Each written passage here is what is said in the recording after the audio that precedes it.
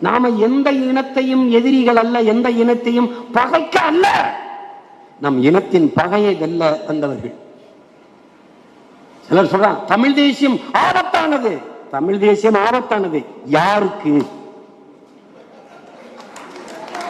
அந்த கேள்விக்கு பதில் தமிழ் தேசியம் ஆபத்தானதுதான் யாருக்கு? யாருக்கு ஆபத்தானது? கொலை செய்வன், கொள்ளையடிப்பவன், ஊழல் செய்வன், அநியாயம் செய்கிறவன், அக்கிரமம் செய்வன்,